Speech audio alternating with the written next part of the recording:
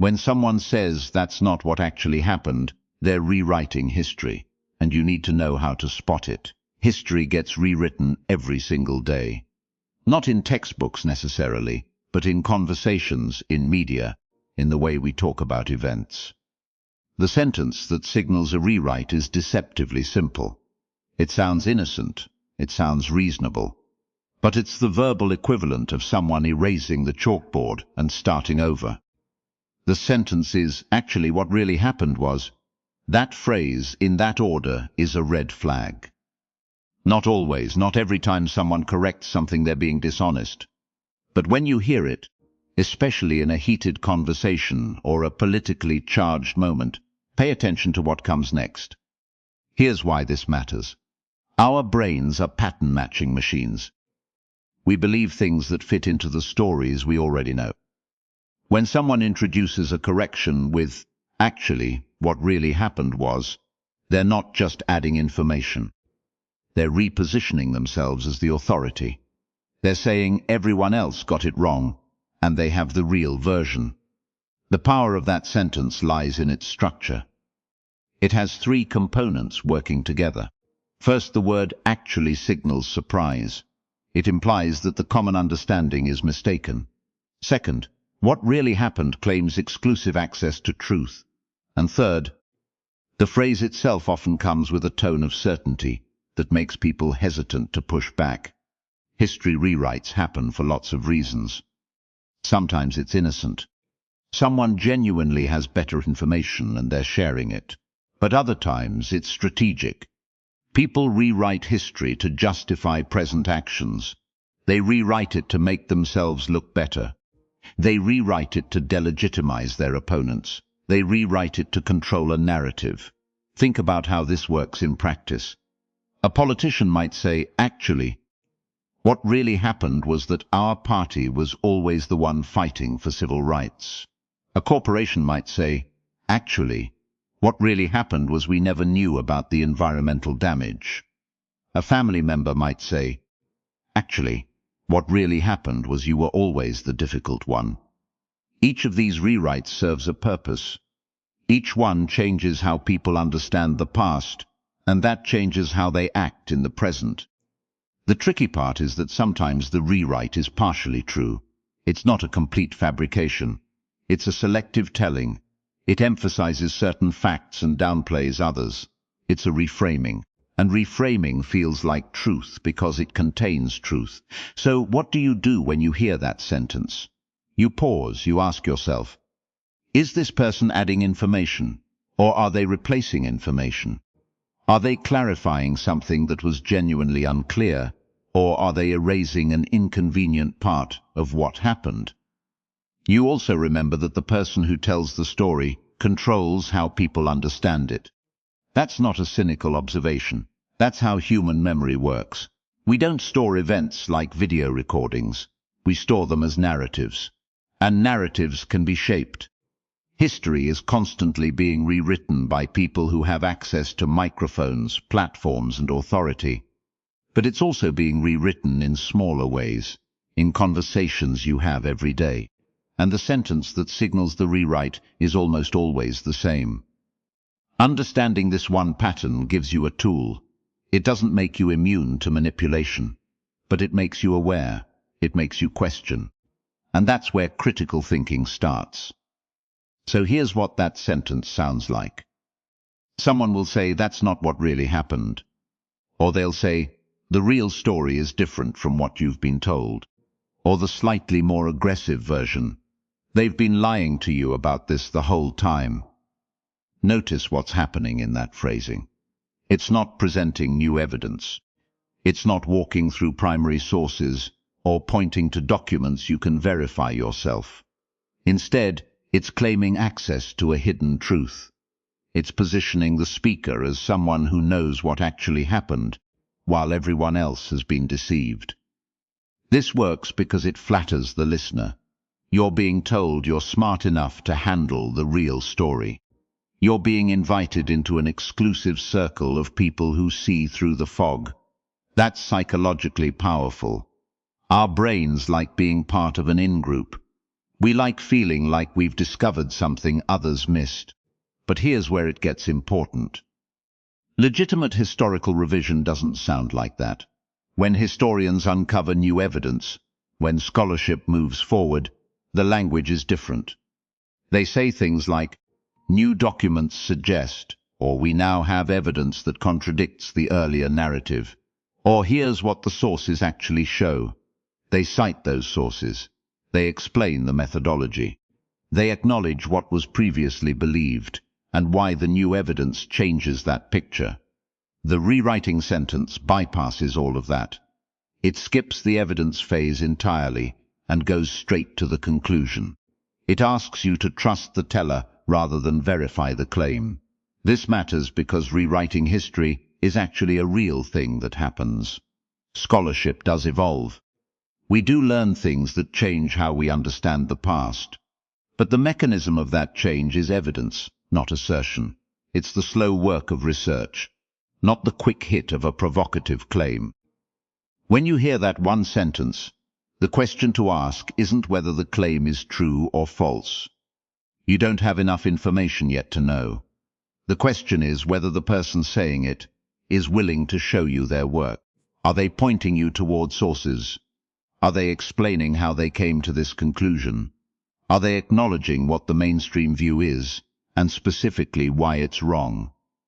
If yes to those things, you're probably dealing with legitimate historical inquiry. If no, if they're just asserting and asking you to believe, then you're watching the rewriting sentence do its job. And its job is to bypass your critical thinking, not to activate it. The pattern holds across topics: politics, health, technology, culture. Whenever someone wants to reshape your understanding of something, watch for that moment when they claim special knowledge of what really happened. That's the moment to slow down. That's when you ask for the receipts. That's when you become the skeptic, not the believer. The receipts matter because there's one sentence that appears in almost every historical revision, and once you hear it, you'll start noticing it everywhere. The sentence is this: what they don't want you to know is. That phrase does something specific to your brain. It flatters you. It suggests you're smart enough to handle forbidden information, that you're part of an inner circle of people who've seen through the official story. It creates an us versus them dynamic instantly. And here's the thing, that psychological move works regardless of whether the information that follows is true or false. The problem isn't that hidden history doesn't exist. It does. Archives get declassified. Scholars uncover documents. Marginalized voices get centered. That's legitimate historical work, and it's important. But the sentence, what they don't want you to know, isn't doing historical work. It's doing emotional work. It's short-circuiting the part of your brain that asks for evidence. Real historians, when they've found something genuinely overlooked or suppressed, they don't lead with that sentence. They lead with sources. They say, here's what the primary documents show. They say, here's the archaeological evidence. They say, here are the first-hand accounts we've now located. They build the case methodically because they know that if the evidence is solid, it doesn't need the emotional hook. But when someone is rewriting history, they need that hook. They need to get you emotionally invested before the critical part of your mind wakes up. Because once you're emotionally invested, you start defending the narrative instead of questioning it. You become attached to it. You've already told your friends about it. You've already positioned yourself as someone who knows the truth. This works across every domain we talked about. Medical history gets revised with what Big Pharma doesn't want you to know. Technology history gets revised with what Silicon Valley is hiding. Cultural history gets revised with what the mainstream media won't tell you. The specifics change, but the structure stays the same. Flattery plus forbidden knowledge plus an enemy equals belief. The revision also usually includes a minor truth wrapped around a major claim. Maybe there was genuine suppression of something in the past, and that real suppression becomes the scaffolding for building something much larger and less supported. The real thing lends credibility to the invented thing. It's like using one true ingredient to make a poisoned dish. So when you're evaluating whether someone is rewriting history, don't just listen to what they're claiming. Listen to how they're claiming it. Are they inviting you into an exclusive club of people who know the truth? Are they positioning themselves as the brave truth-teller against an establishment that's lying? Are they leading with emotion before evidence? These aren't signs that they're wrong. They're signs that you should demand more rigor, not less. They're signs that the argument needs to stand on its own merit, not on the feeling it gives you. Because history isn't about belonging to the right group or feeling like you're smarter than everyone else. History is about what actually happened, supported by the best evidence we have. And that's a much harder thing to sell, which is exactly why people who are rewriting history rarely try. Instead, they use a specific sentence structure that signals something has shifted beneath the surface. They start talking about what history really means or what it actually was about, and they do it with absolute certainty. No hedging. No, some scholars suggest, or the evidence indicates. Just declarative statements presented as obvious truth that somehow everyone else missed. Listen for this. History isn't about X, it's about Y. That sentence, in that form, is a red flag. Not because the person is necessarily wrong, but because they're collapsing complexity into simplicity in a way that requires you to stop asking questions. They're not inviting you to examine evidence alongside them. They're telling you what the correct interpretation is, and implying that if you don't see it, you're either not paying attention or you're part of the problem. Real historical analysis does the opposite. It says things like, the evidence suggests, or we can point to these documents, and they show us. It acknowledges that reasonable people might read the same sources and come to slightly different conclusions. It says, here's what we know, here's how we know it, and here's what remains uncertain. That uncertainty isn't a weakness. It's actually the sign that someone is engaging honestly with the past. But when someone is rewriting history, they can't afford uncertainty. Because uncertainty means you might look elsewhere. Uncertainty means you might find contradictory evidence. So they eliminate it. They flatten the landscape. They take a complicated period with competing interests and multiple perspectives, and they reduce it to a single narrative that serves a single purpose. And they do it with that one-sentence structure, over and over. History shows us that. The truth about history is, what really happened was. The repetition matters because it starts to feel like fact just through sheer familiarity. Your brain stops parsing it as interpretation and starts filing it away as information. The other thing that sentence does is it positions the speaker as the person who finally understands. Everyone before them got it wrong. The mainstream historians, the textbooks, the institutions, they all missed it or they're hiding it. But this person they see clearly, and if you listen to them you'll see clearly too. It's a seductive position to be in, both as a speaker and as a listener. It feels good to think you've been let in on a secret, except history isn't a secret. It's a conversation between evidence and interpretation, between what we can verify and what we can reasonably infer. The moment someone tells you they've cracked the code and everyone else is wrong, you're not looking at a historian anymore. You're looking at someone with an agenda, using the language of history to accomplish something else entirely. And that something else is always about power, about who gets to decide what's true, and therefore, who gets to decide what matters. This is where the manipulation becomes systematic. When you hear someone say, "We've always known this," they're doing something very specific. They're collapsing the distinction between what historians actually discovered and what they're claiming was always obvious.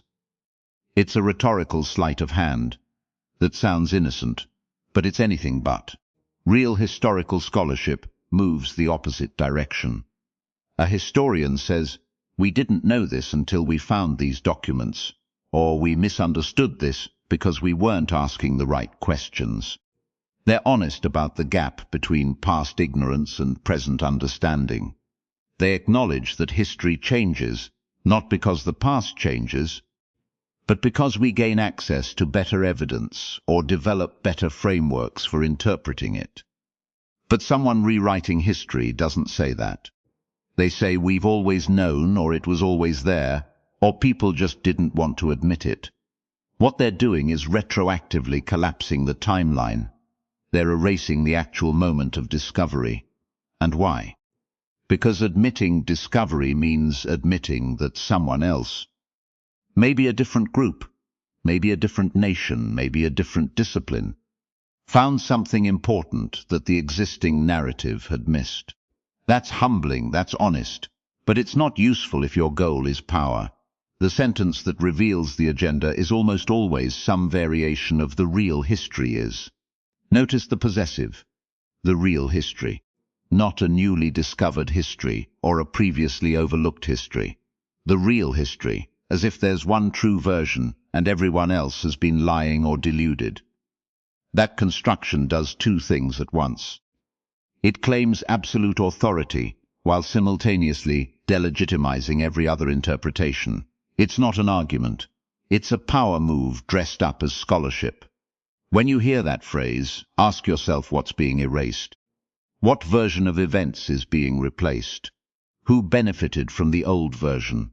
And crucially, who benefits from this new one? Because here's what historians actually do when they revise understanding. They complicate the picture. They add nuance. They say it was more complex than we thought, or multiple things were true simultaneously, or the evidence points in surprising directions. But agenda-driven rewriting simplifies. It creates a clean narrative where there used to be a messier one. It identifies clear villains and clear heroes. It provides certainty where historians would admit uncertainty. And it always serves someone's present-day interests. That's the tell. That's when you know you're not watching scholarship. You're watching someone use the authority of the past to win an argument in the present. The most dangerous part is that it sounds scholarly. It uses the vocabulary of history. It cites sources, even if selectively. It claims to be correcting the record. But correction and rewriting are not the same thing. One adds to our understanding. The other replaces it. One is humble about what we didn't know. The other is certain about what everyone else got wrong. So here's the sentence that separates the two. When someone says, "Actually, historians have been lying to you," or "the real truth is what they don't want you to know," you're watching the moment rewriting begins. Notice the structure of that claim. It doesn't say, "Here's evidence that complicates the existing narrative." It says, "Everyone else is wrong and I have the answer." That's the pivot point. That's when scholarship becomes ideology. Real historical revision happens differently. A scholar finds a document. They cross-reference it with 5 others. They publish in a journal where peers can challenge them. They expect to be wrong about some details. They build their arguments slowly, brick by brick, and they leave the bricks visible so you can inspect them. Rewriting history works the opposite way. It starts with a conclusion. Then it hunts for evidence that fits. When evidence doesn't fit, it gets ignored or reinterpreted. When someone asks for a source, the answer is often, "They're hiding it," or "It's common knowledge," or "You just haven't done your research." Notice that none of those answers are actually evidence. The sentence that gives it away is almost always some variation of, "If you really understood, you'd see what I see." That's not an argument. That's a gatekeeping mechanism. It says that disagreement isn't a matter of evidence or interpretation. It's a matter of enlightenment. You either get it or you don't.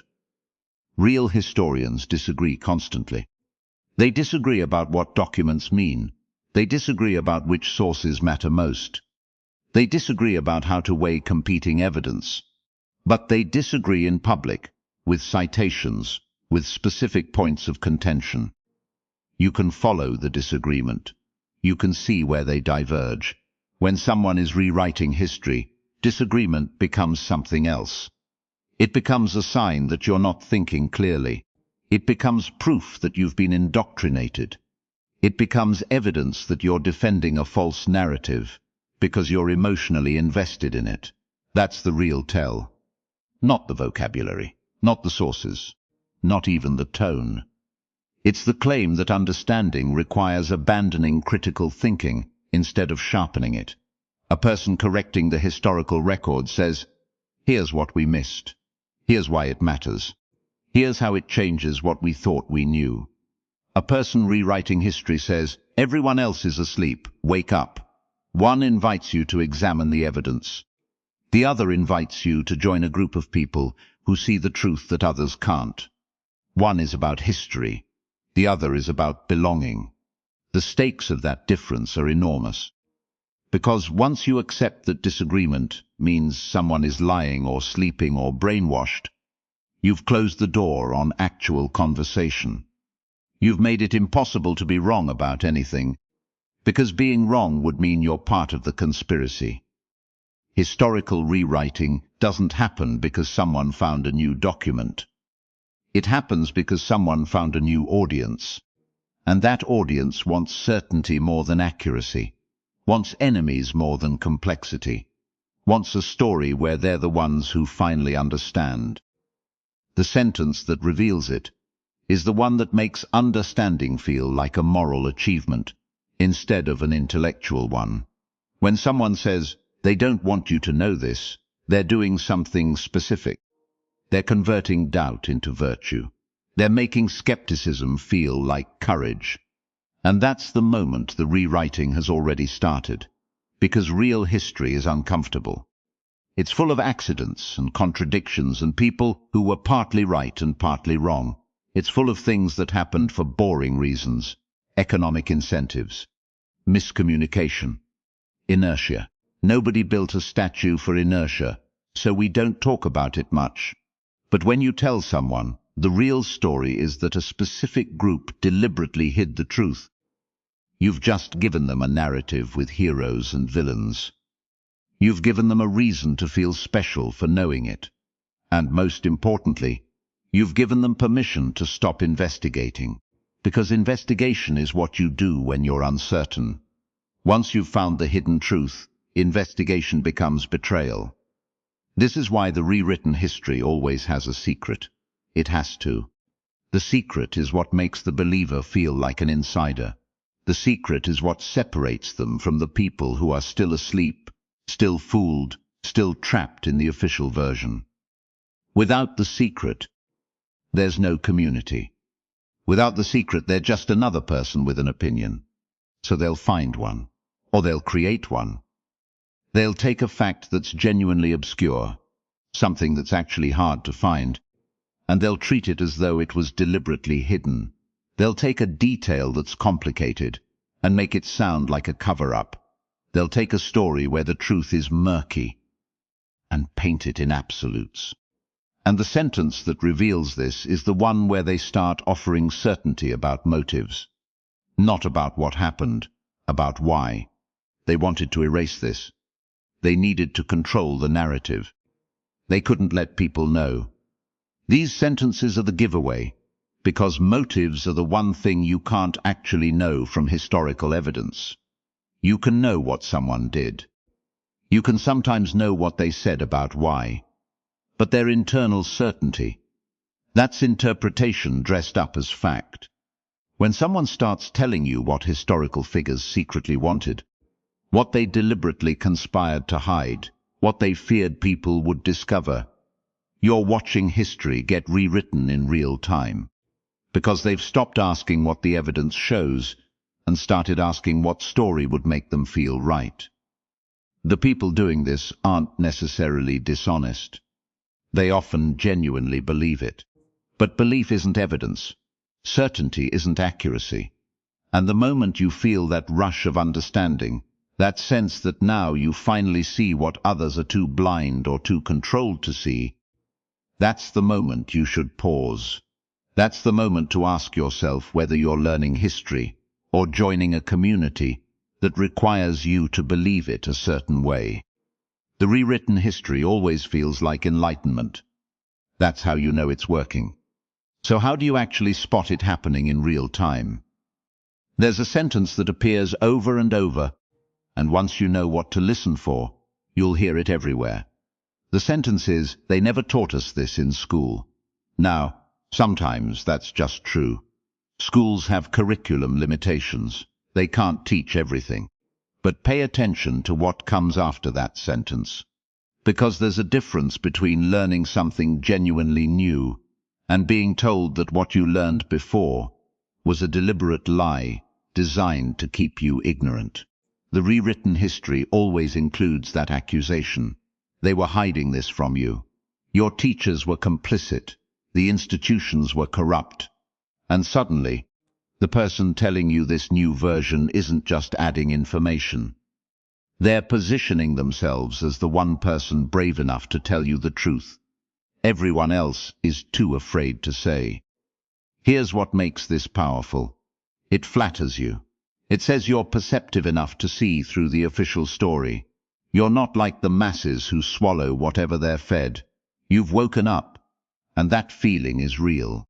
It feels good to feel like you understand something others don't. But here's what you need to check. When someone presents you with historical information you've never encountered, ask yourself, who benefits from me believing this? Not in some abstract way, but specifically. Does this narrative serve someone's current political goal? Does it simplify a complex situation into a clear villain and hero? Does it require me to distrust every previous source of information on this topic? Because legitimate historical discovery doesn't usually work that way. When archaeologists find something new, they don't say the previous understanding was evil. They say it was incomplete. When historians uncover new documents, they integrate them with existing evidence. They argue about interpretation, sure, but they're building on something, not burning it down and replacing it with a completely opposite story. Rewritten history burns things down. It requires a complete reversal. And it requires you to believe that massive coordinated deception happened for decades or centuries. And somehow this one person or this one source got it right when everyone else got it catastrophically wrong. That's not impossible. It has happened. But it's rare enough that it should require extraordinary evidence, not just extraordinary claims. Not just a confident voice and a compelling narrative and the flattering idea that you're smart enough to see through the lies. The real test is this. Can you find the primary sources? Can you read the original documents yourself? Can you understand the counter-argument well enough to explain why you disagree with it? Or are you just repeating what someone told you, the same way you might have repeated what your teacher told you? Except now you feel like you're thinking for yourself, because this version contradicts the first version. That's the moment. That's when you know something's being rewritten. Not because the new information is wrong, it might not be, but because you're being asked to have faith in it, rather than understanding it. And faith in historical narratives is exactly how the cycle continues. The pattern repeats across centuries. Someone introduces a competing version of events, and instead of presenting the evidence that contradicts the original account, they ask you to trust their expertise, trust their access, trust their intentions. This is the sentence that signals the rewrite. We now know that what we were taught was incomplete. Incomplete is doing a lot of work there. Incomplete suggests the old version was mostly right, just missing some details. But what if it wasn't incomplete? What if it was actively wrong?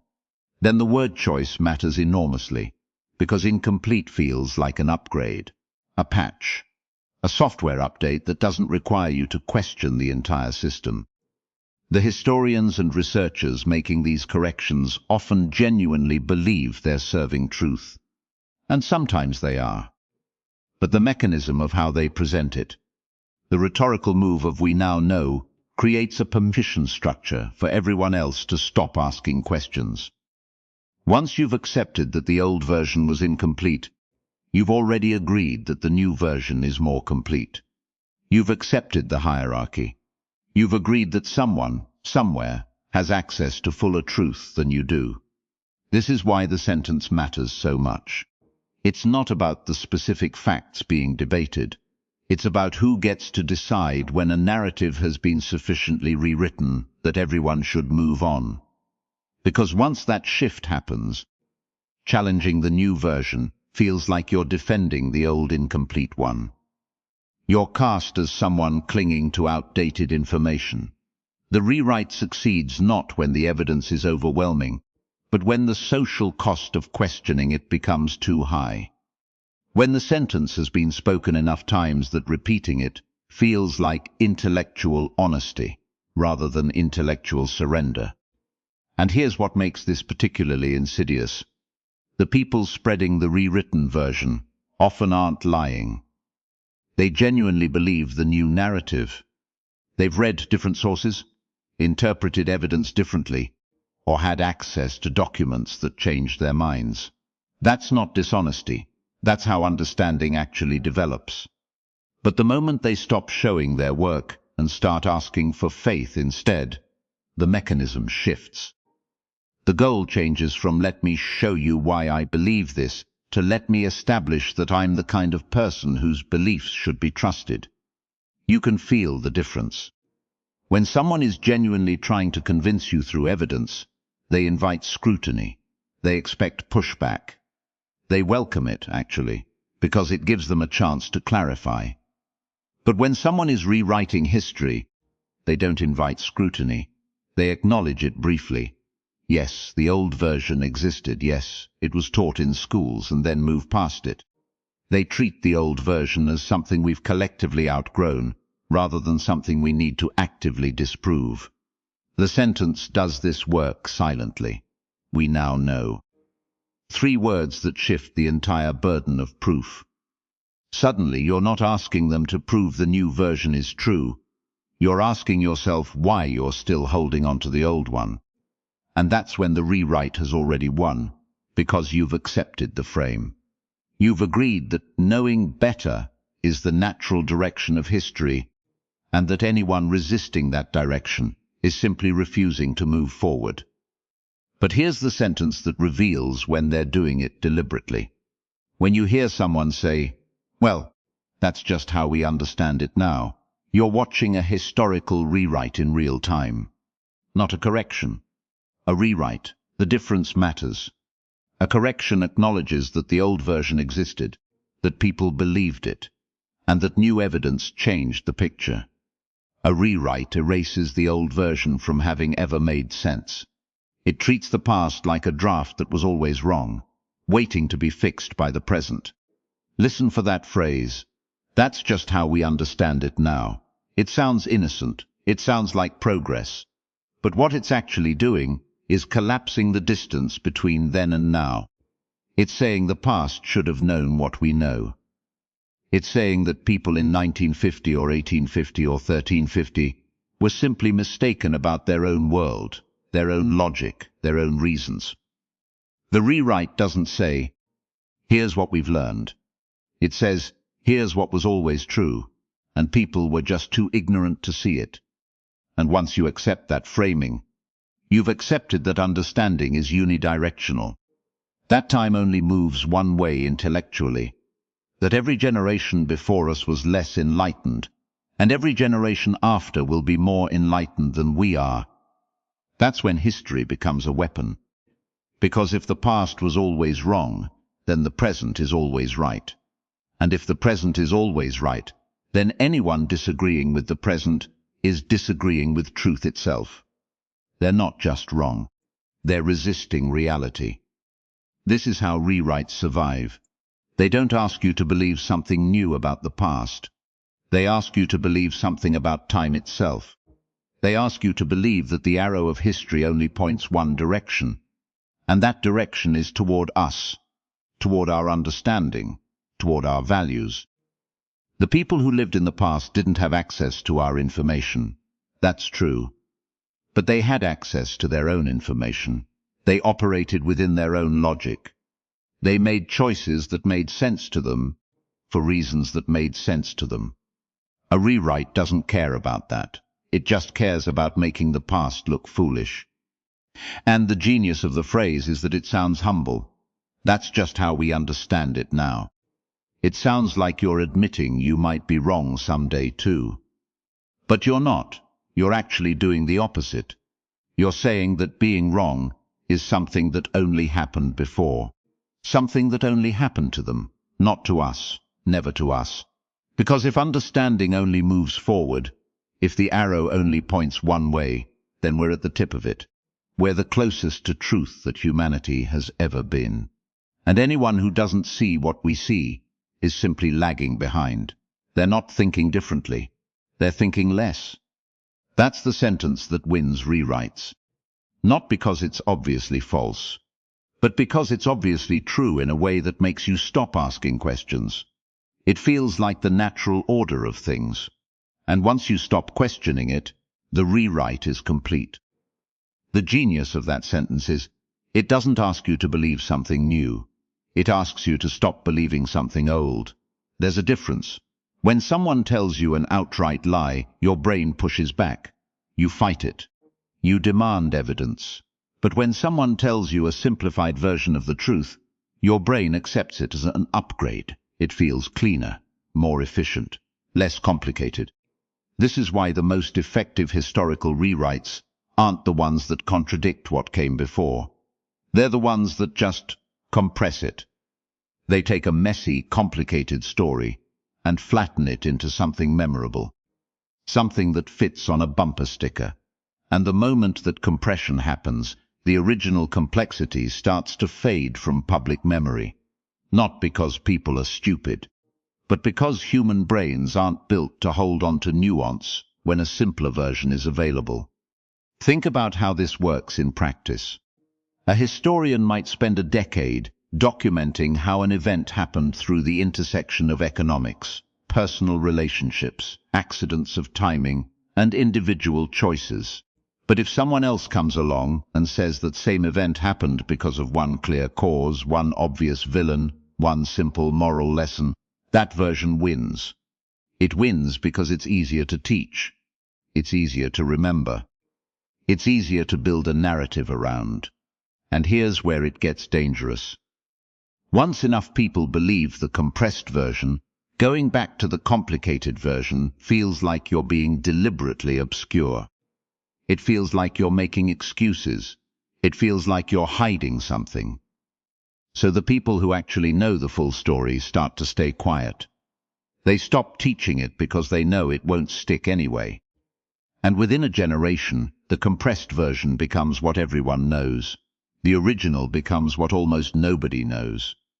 The sentence that does this doesn't sound like propaganda. It sounds like common sense.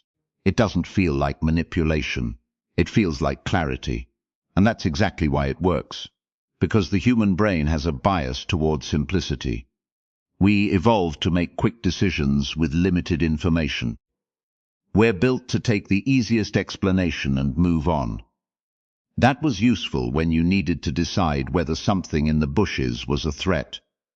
It's much less useful when you're trying to understand history. But here's what matters. Understanding how this works gives you a defense against it. Once you know that the sentence which makes you stop asking questions is the one you should ask more questions about, you've already changed how you think.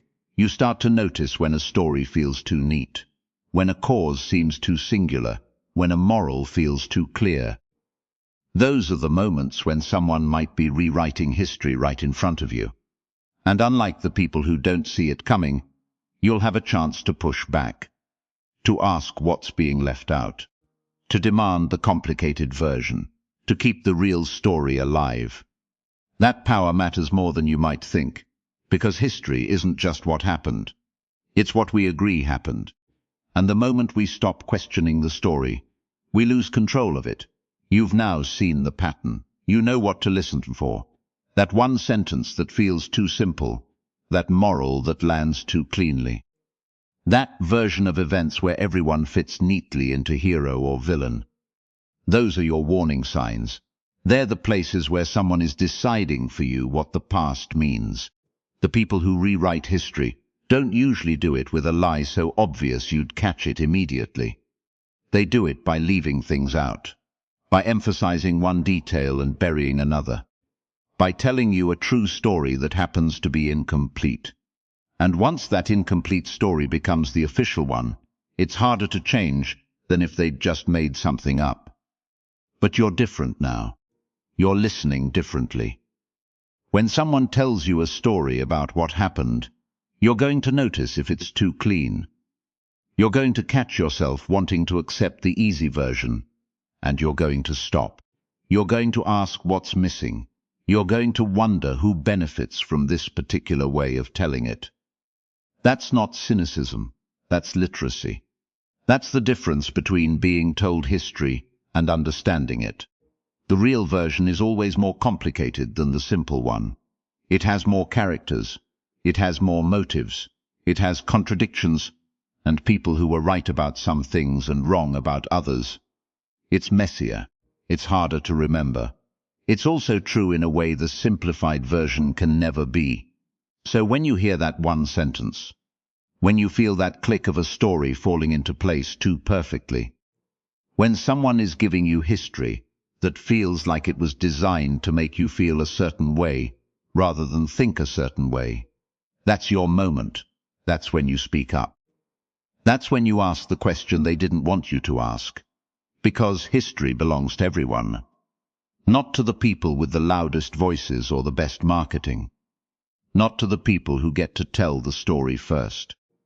It belongs to people who care enough to ask what really happened, who are willing to sit with the complicated version, who understand that the past is too important to let anyone rewrite it without a fight. You have that power now. Use it, ask the hard questions, demand the full story, keep history honest. Because the moment we stop doing that is the moment we stop controlling our own understanding of who we are and how we got here.